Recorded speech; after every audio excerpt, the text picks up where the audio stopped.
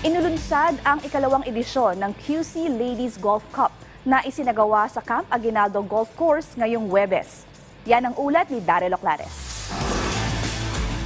Sa ikalawang pagkakataon, nagsagawa ang Quezon City Ladies Foundation Incorporated o QCLFI ng Quezon City Ladies Golf Cup na ginanap ngayong Huwebes ng umaga sa Camp Aguinaldo Golf Course. Bukod sa golf, layon din ang nasabing torneo na makakolekta ng pondo para sa programa ng foundation na Care for the PWD Carers. Ito ang binigyang diin ni QCLFI President Joy Soto. Anya, marapat ding pagtunan ng pansin ng mga sektor na nag-aalaga sa mga may sakit na kinabibilangan ng mga bata, matatanda at mga persons with disabilities.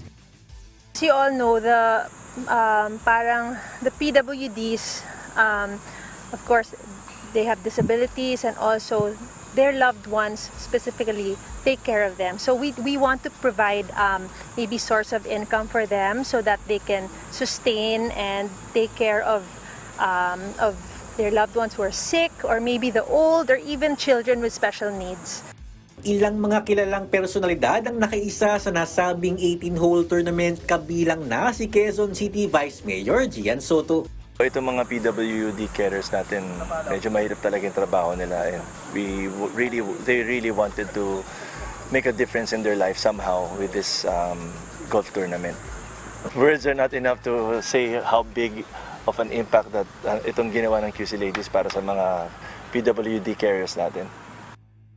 Nagpaabot din ng pasalamat si Vice Mayor Gian at Joy Soto sa naging mainit na suporta sa unang fundraising event ng QCLFI ngayong taon. I would like to thank first God for making everything possible.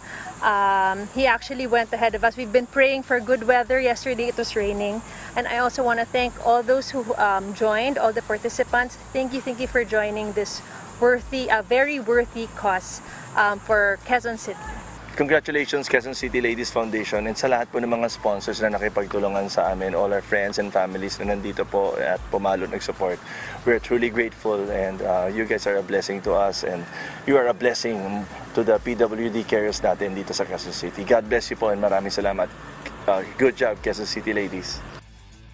Daryl Oclares para sa Pambansang TV sa Bagong Pilipinas.